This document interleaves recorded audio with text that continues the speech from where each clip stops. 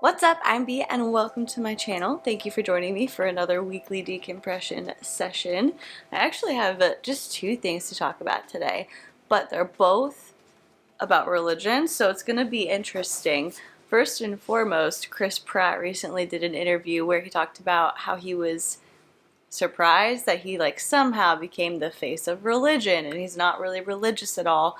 And he also said that there are man-made constructs in religion that make it toxic and, just kind of separated himself from organized religion in the interview. And I think a lot of people were surprised because, I don't know about you, but public perception of Chris Pratt is that he is a very religious guy and that he is very involved in church and he talks about God a lot. He did the Daniel fast. He talked about that on the Colbert Report when he accepted, I think it was like a Teen Choice Award. He talked about how God loves everybody. And so, I don't know, maybe people took small things and ran with them, but I don't know. I mean, you just think of Chris Pratt and his role in Hollywood and you think of him as like a religious guy. So I don't know, I think your actions is what led people to perceive you in that way. But then again, sometimes we see things on the internet, like little tiny things, and then they become something else in our brain when maybe that's not an accurate reflection of what's happening. Although I do feel like maybe I'm doubting my perception of him a little bit too much, because another part of his interview was that he has never been to Hillsong and he doesn't know anybody from Hillsong. He goes to the Zoe Church, which isn't technically affiliated with Hillsong, but the founder of the Zoe Church used to be a pastor at Hillsong. So they do have that connection. Like, a lot of the things at that church are modeled after the way that Hillsong does it. And there was a TMZ report a few years ago about how Chris Pratt was seen attending a Hillsong service, although TMZ, probably not the most reputable source, so maybe they were confused, but I don't know. I mean, to say that you don't know anybody from Hillsong and you've never been to Hillsong when there's reports from years ago saying that you were at a Hillsong service and you didn't address them then, and especially when Elliot Page criticized the church that Chris went to. I believe Elliot was referring to Hillsong and Chris just spoke about the church that he goes to without clarifying which church it was. And I think there's validity in saying, I'm really more about following Jesus and God, and I'm really more about that personal relationship as opposed to organized religion, because I have, XYZ problem with organized religion, and so that's not really where my focus is on following man-made rules. I think that's a valid conversation to have, but to go for so long while knowing that the public perception of you is that you're a religious guy and that you've been to Hillsong and you're associated with people who go to Hillsong and all that, to live with that public perception for so many years and just not say anything about it, and now all of a sudden to come out and be like, nope, not me, not a particularly religious guy, not sure how that happened. It just seems a little bit interesting. I don't know. You have to let me know what you think. I don't know. I want to like Chris Pratt, but there's just something about him that I'm like,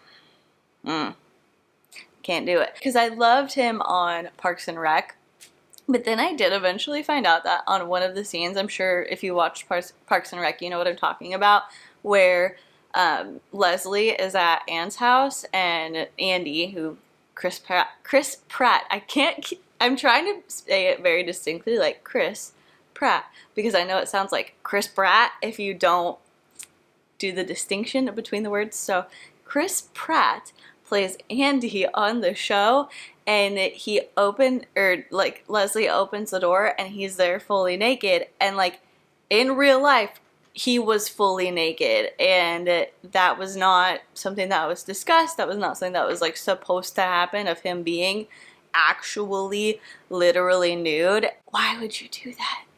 I get that he wanted to get the reaction of, Rashida Jones and Amy Poehler, Leslie and Anne, or Anne and Leslie. I know he wanted to get the authentic reaction, but I just feel like that's not something that you should do. I feel like that's inappropriate. I don't think it's necessarily about the nudity why my opinion changed. I think it's about the fact that he felt comfortable doing that, that was his idea, and he thought it would be funny, and he like didn't have a concern about exposing himself to somebody who did not ask to see him naked, right? Just the thought that like, oh, this is gonna be a funny joke, let me show you my penis. That sort of mentality that goes along with doing what he did is something that kind of makes me question, I don't want to say somebody's character, because I feel like that's a very serious accusation to like question someone's character, but makes me question your character. And obviously that's not like the worst thing that's happened in Hollywood in terms of sexual harassment or indecent exposure, not by a long shot, but it still just gave me kind of an iffy feeling about him, and I just feel like that's stuck with me ever since. But anyway, I'll be interested to hear what you think. Did you have this public perception of him as being a particularly religious guy? Do you think he's kind of trying to backtrack to maybe improve his reputation a little bit?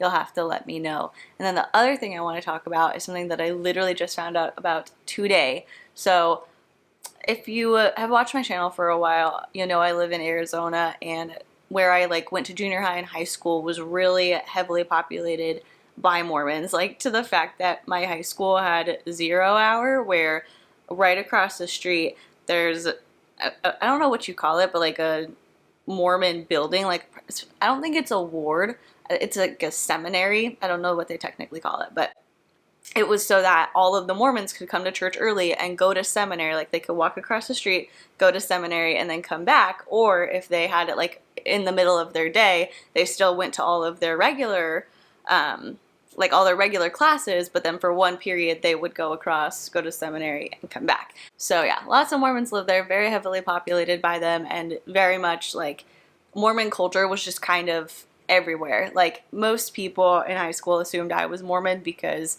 I didn't really swear, I didn't drink, like I listened to my parents.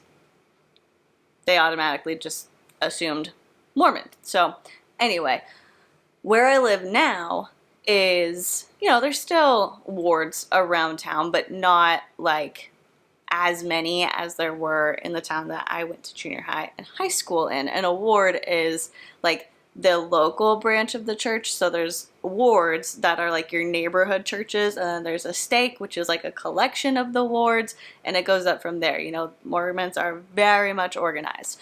And so I saw a video put out by Dr. John from the Mormon Stories podcast, where he discussed a video that came out of a stake president in Utah saying that missions are essentially not an option. And if you don't know what a mission is, basically most boys do it, and I feel like a decent amount of girls do it, but they're not as expected to do it as the boys are. And so when they turn 18, the boys go away for 2 years. I think the girls go away for like a year and a half. They don't go away for as long, but they're sent somewhere else to do missionary work. And while they do that, they are like not really allowed to talk to their parents very much. I think they only get calls every so often, every few weeks or something.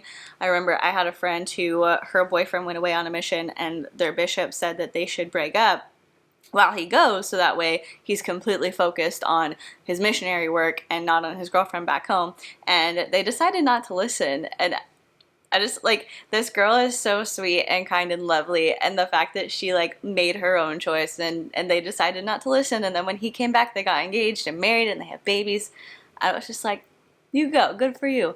But anyway, the whole point of bringing this up is that the stake president in Davis County, Utah, basically got up and said, once you get baptized, you no longer have free agency. You are bound to moral agency, and so you don't really get to decide these things. And essentially he said that a mission is expected. Like, it's not an option, it's what you do. And I think that that's a really toxic thing to say, that once you're baptized, you are, you know, beholden to the church and the traditions and the things that you're expected to do, and you no longer have free agency, but you're bound to your moral agency, because the typical age of baptism in Mormonism is 8 years old.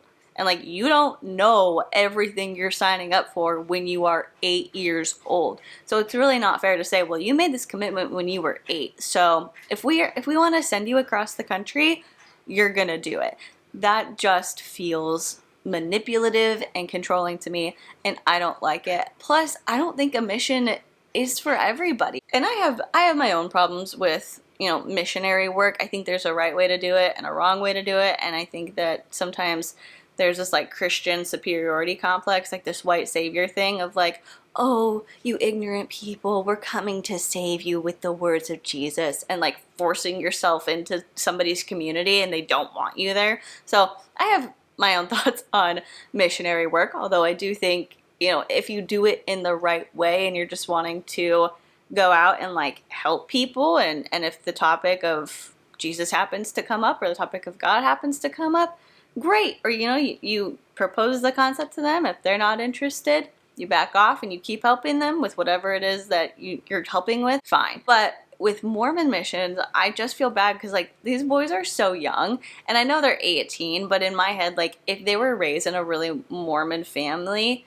they're not going to be as experienced in the world as a lot of other 18-year-olds. And so I don't know, maybe I'm in the wrong for this, but I'm just like, oh, those boys, they're boys to me. And last week, we had some Mormon missionaries come by, and my husband grew up in the Mormon church, and so he was busy at the time, but he was like, hey, like if you want to, you can come back tomorrow, come stop, have a water, like have a snack, whatever. Just because he knows what it's like to be Mormon. He doesn't want to be Mormon. I don't want to be Mormon. We're not going to convert, but these people are like out on bikes. Good Lord. One of them is from Pennsylvania, and he's here on a bike. Like, it's hot outside. That's brutal. So whenever the missionaries come by, my husband will just say like, oh, hey, you know, you can come over, we'll order some pizza, or you can have some water, just take a break for a little bit. And so they came back, and then he went outside and he was talking to them because I was cleaning.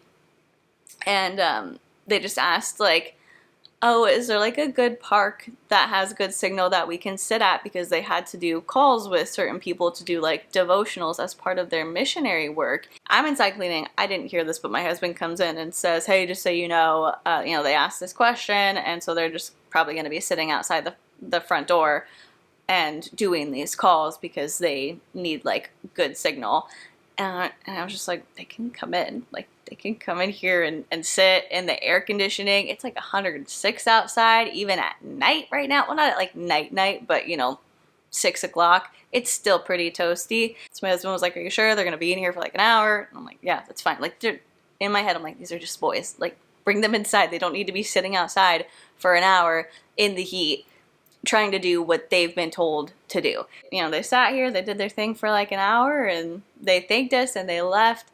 And it just made me feel so bad because I can't imagine how intimidating that is to be, between, and people do go on missions once they're older. I know somebody who went in like their mid-20s and finally did their mission, but typically it's the younger kids. And so they're 18, I get they're not kids, they're adults. But just seeing them, I was like, you guys are babies. You guys are little 18-year-old little babies, and you've been raised in the Mormon church, and then you've been sent to somewhere where you probably don't know anybody, and you're riding around town in the heat, knocking on people's doors, trying to, spread the message that you've been told to spread. And I just feel like that's really intimidating. I don't think that that is an environment in which I would thrive. And so I feel like I always just have this soft spot in my heart for them, and I'm like, ugh, man, just come in, just sit in the AC, enjoy the fan, have a water, have an ice cream. Like, just take a load off, take a little bit of time to relax, recuperate. I'm not going to try and talk them out of their mission. I will say there were certain parts when they were doing like their devotionals with the people that they were calling that I heard that I was just like, B, don't say anything. Just let them do their thing. Let them go on their own journey, figure it out. It's not your place right now. Just make this, make your home a place where they feel like they can come if they need to take a little break and they need to recharge a little bit and they're not going to get judged. So I was just like, zip the lip. But yeah, it's just an interesting thing. And so I don't think a mission is for everybody. And so to hear the stake president say like, no, this is not really an option, to give off the air that you don't have a choice. It is something you will do because you've been baptized and you committed to that when you were baptized. Feels just wrong to me, and I don't like it. And I feel like there's this conversation that we have a lot about the control that the Mormon Church has over people, and not just on my channel, but on channels like Jordan and McKay. Mormon Stories podcast, obviously, you know, there's Exmo Lex, there's plenty of channels that talk about the control and the toxicity and the type of culture that is bred within the Mormon Church, and things that just are not good. So I wanted to talk about it, and I would like to know if you grew up Mormon, if you know a lot of Mormons, what you think about a mission. Do you think it's right? Do you think that you would do well at 18 years old in a foreign place, walking around trying to do mission work? Because I know for me, because they do it like in partners, I would be struggling. That would not be something that I would feel comfortable doing, or that would be a good time for me. So I just have a little extra empathy for them. But I would love to know your thoughts on all of that down below. And while you're doing that, if you would consider liking this video or subscribing to my channel, that would be incredible. And if you're subscribed already, thank you so much. I am so appreciative of you, and I love being able to just sit here, hang out with you, and talk about whatever. Thank you so much for watching. Please be kind to people, and I will see you in the next one.